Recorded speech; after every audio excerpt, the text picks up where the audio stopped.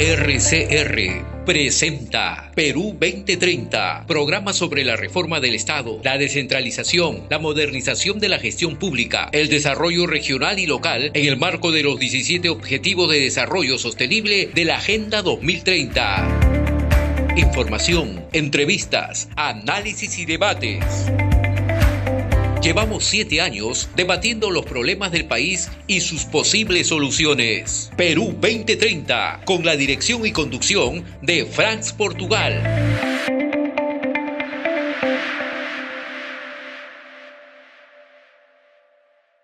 Nuestro invitado de hoy, su director, Julio Failoc. Buenos días, Julio. Gracias por estar en Perú 2030. Sí, buenos días. De veras agradecerte muchísimo, Fran, por haberte acordado primero, a pesar de que eres un casi columnista permanente. De veras agradecerte que te hayas acordado de este 4º aniversario. Efectivamente, nosotros cumplimos 4 años de salida ininterrumpida. Y este es el segundo número, es el número 210, vendría a ser el segundo número del 5º año del que estamos entrando. A tu disposición, Fran. Bueno, la pregunta de cajón, Julio, es ¿cómo haces? ¿Cómo fue la idea original? ¿Cómo se te ocurrió, no es cierto, hace 4 años, ¿no? Bueno, voy a hacer un semanario político de análisis, ¿no es cierto? Y además dijiste, va a ser semanal, ¿no es cierto? Entonces, es una tarea monstruosa, porque yo he editado muchas publicaciones en mi vida, ¿no? Y sé lo que eso significa. Inclusive en nuestro programa, Perú 2030, yo no sé cómo ha ocurrido, pero ya llevamos 8 años. A mí me parece eso algo increíble. Yo mismo no me lo creo. Sí, lo que sucede es que ya esto se ha convertido en algo así como una costumbre, ¿no? Creo que mi hija lo dijo más perfectamente, ahorita no recuerdo la frase, pero bueno, retornemos a la idea. En realidad, hace 5 años nosotros teníamos un espacio producto de la pandemia.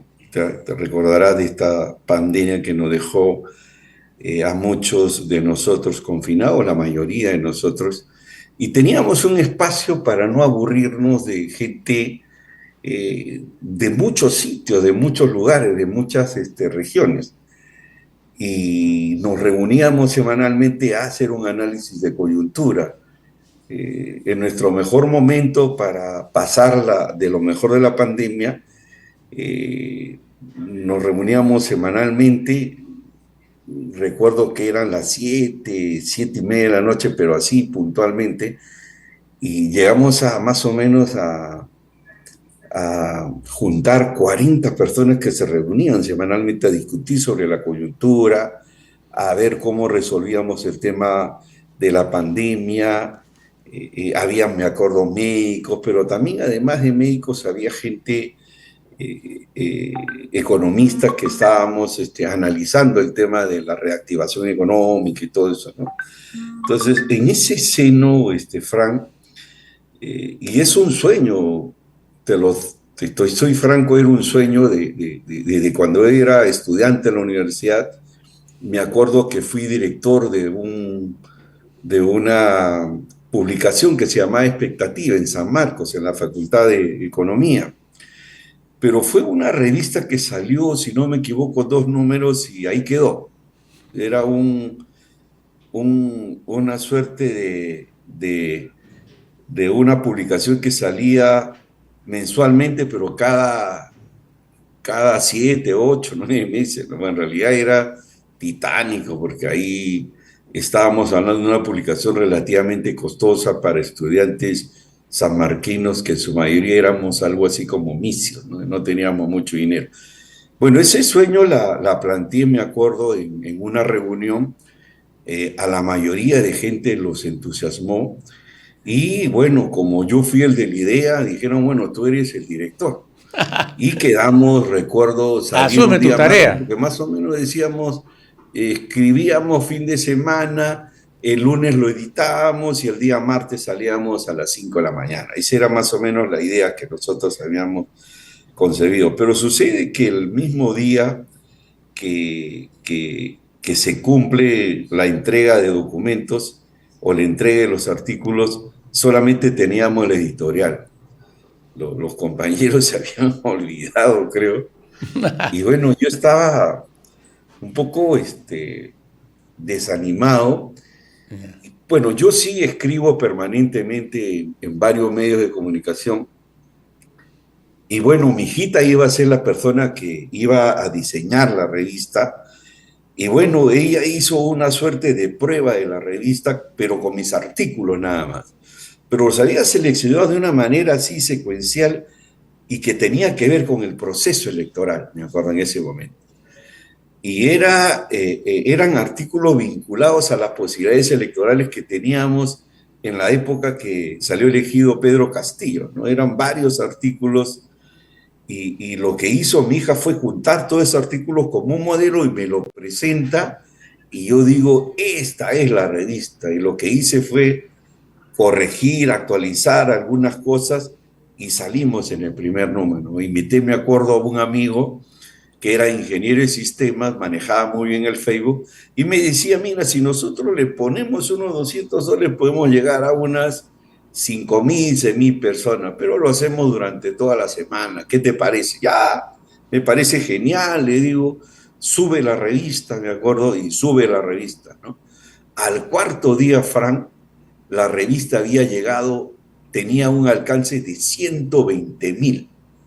Y yo estaba realmente estupefacto y dije, ¿cómo era posible que la revista haya despegado con un alcance tan extraordinario, ¿no? ¿Y qué había pasado? Que este amigo, en lugar de ponerle 200 soles para toda la semana, le puso 200 soles diarios. Yo tuve obviamente que cortar porque tampoco había muchos recursos en épocas de pandemia, ¿no? Y bueno, la revista fue un éxito. Me acuerdo que a la reunión siguiente la gente estaba entusiasmada, decía, caramba, hemos triunfado.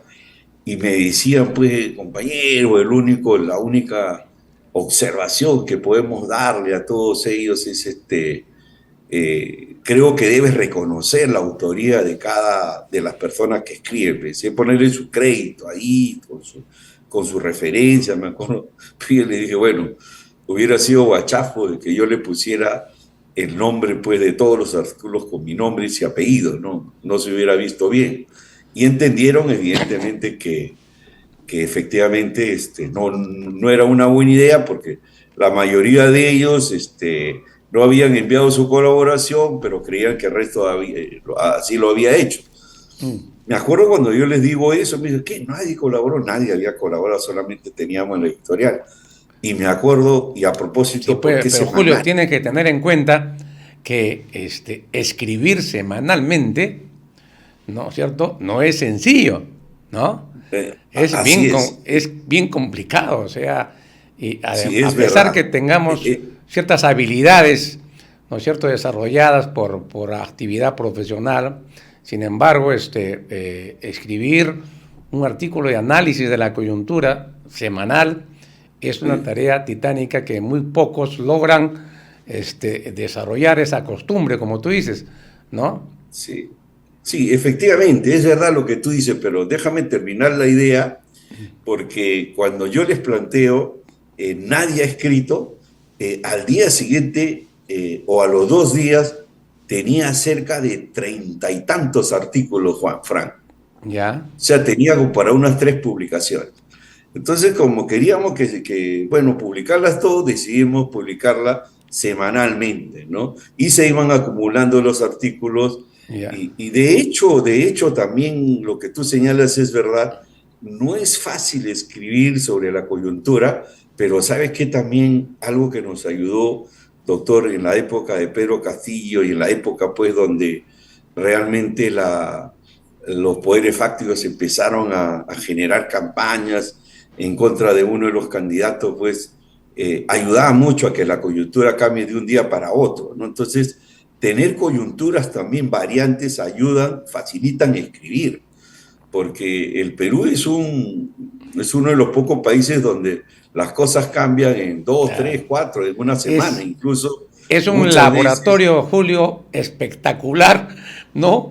Para el campo de la Sí, política, ¿no? Por la así es. velocidad y naturaleza de los fenómenos políticos que pasan en nuestro país, Sí, ¿no? y- Es y- una beta sí, muy sí, rica, ¿no? A y- explotar, ¿no es cierto?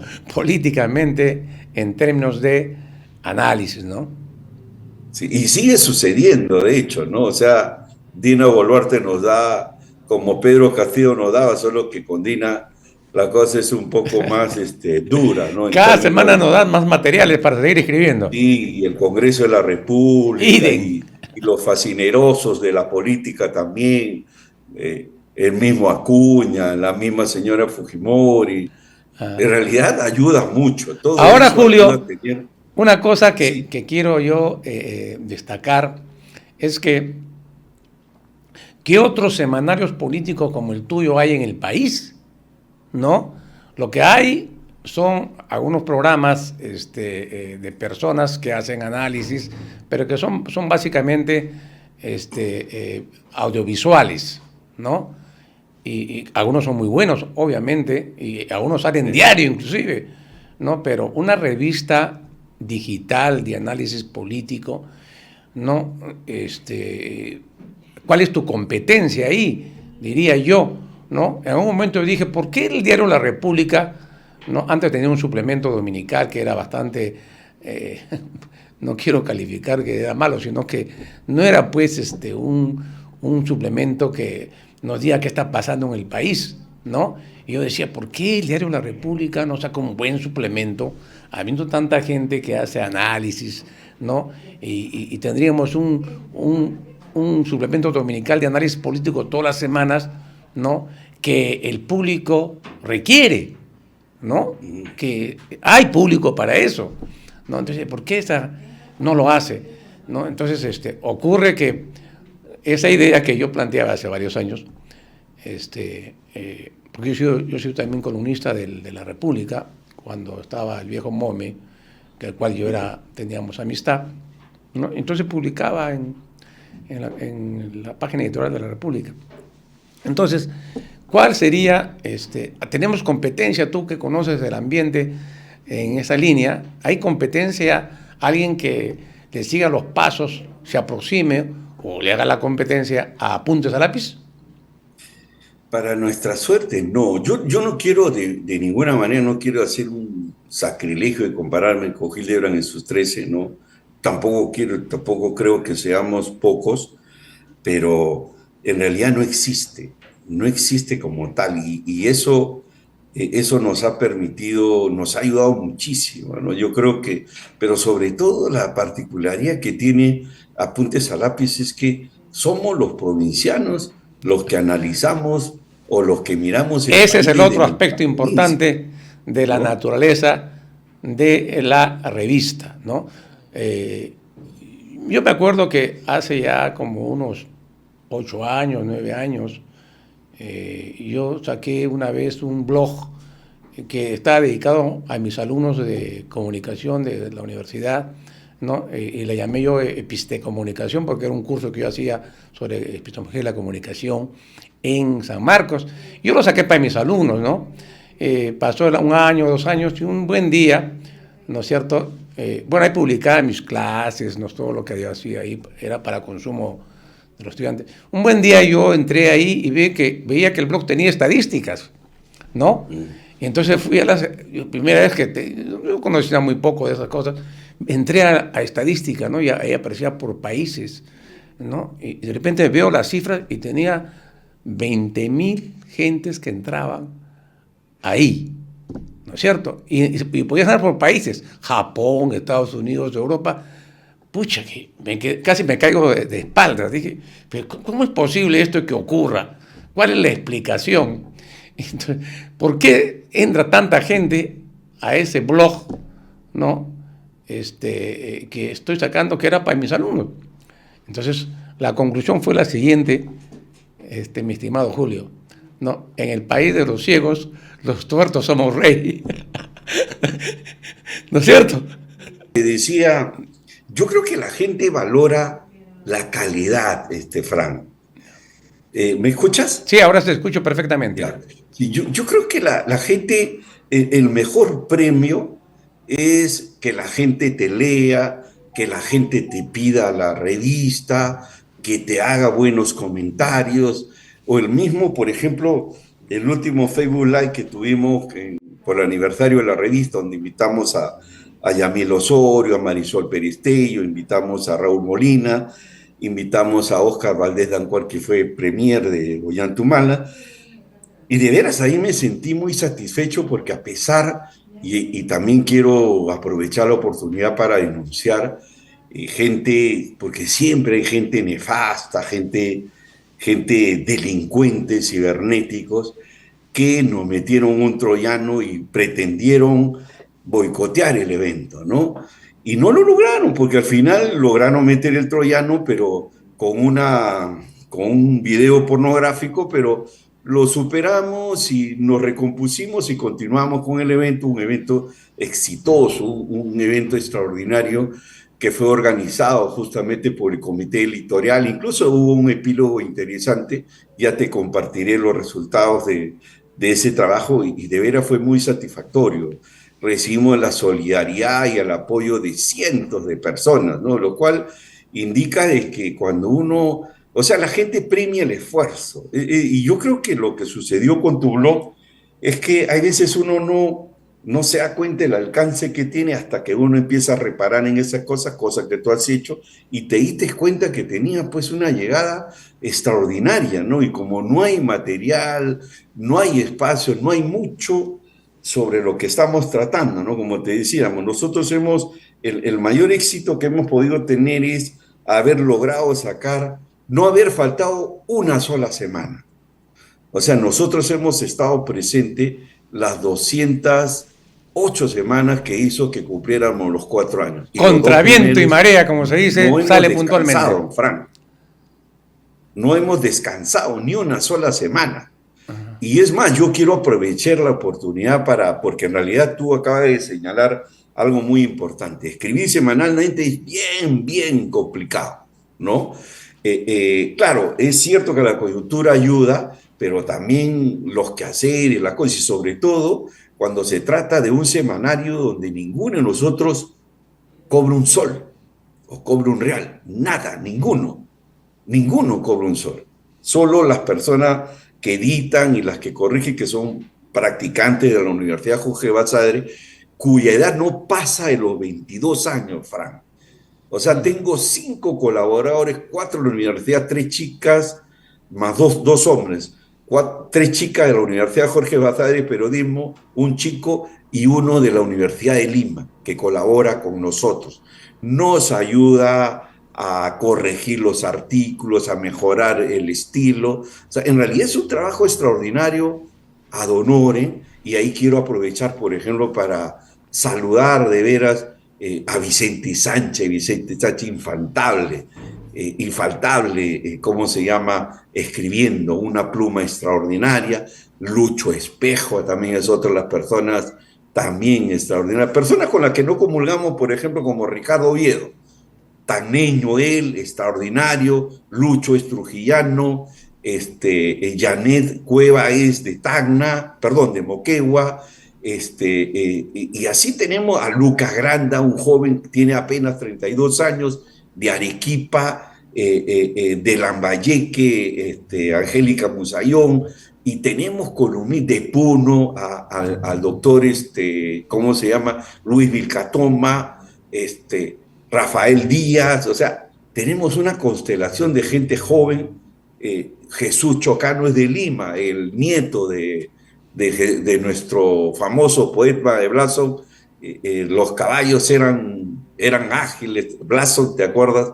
De Ajá. Jesús Santo Chocano. No, perdón, de José Santo Chocano. Jesús escribe en la revista, ¿no? Son jóvenes. Y de veras agradecerles muchísimo a ellos, porque son ellos finalmente los que soportan. Andrés Sotil, que otra pluma hace décimas de la coyuntura. O sea, a la señora limeña, ella, Malachowski, por ejemplo, la Ana María, extraordinaria. De España tenemos a nuestra amiga, ¿cómo se llama? Laura Arroyo. De veras tenemos a Jorge Manco Saconetti también, una pluma extraordinaria. Toda la semana, no dejan de escribir toda la semana. Y me ponen en aprieto. Y tú, evidentemente, que nos colaboras cada 15 días, cada 3 semanas, ¿no? Porque te entiendo, ¿no? Pero tú estás bien alimentada la coyuntura, pero además tienes una responsabilidad de sacar un programa igual que nosotros, semanal, complejo también como ellos, ¿no? Y eso, agradecerle mucho a la gente. Creo que la revista se ha consolidado. Esperamos durar todo el tiempo que sea necesario. Y invitamos a jóvenes escritores, a chicas que escriban. El semanario es abierto. Uno puede escribir. El único requisito para vetar un artículo, Frank, es que sea malo. Claro. Puede tener la posición que quiera, puede decir y opinar lo que quiera. Acá no se le veta por sus ideas, acá nosotros vetamos porque el artículo es malo. O sea, ese es el único requisito, escribir y ser honesto, tener mucha altura para la discusión política, ¿no? Que es lo que a mucha gente le falta. Y en Apuntes a Lápiz hemos encontrado eso, ¿no? Hemos encontrado. Agradecerte también a ti, Frank, por tu columna. Tú también tienes una pluma feroz, una pluma contundente, ¿no? Y hay mucha gente que te sigue, ¿no? De semanario, ¿no? Muy bien, Julio,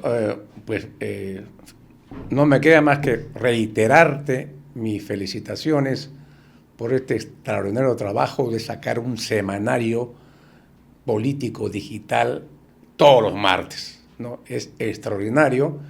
Yo creo que a todo el equipo que hace posible esto también nuestras felicitaciones y continuar con esta tarea. Es imprescindible, creo yo, para la democracia en el país, ¿no?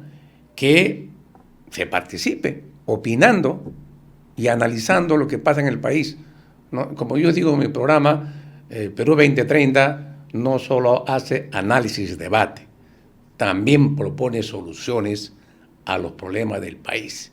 Y de eso se trata, ¿no? No quedarnos en el análisis y en el debate, como decíamos antes, no quedarse en la protesta, sino avanzar a la propuesta. Gracias, Julio.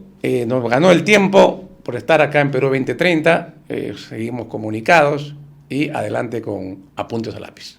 Muy buenos días. Muchas gracias, Frank. Y hasta una nueva oportunidad. Un fuerte abrazo.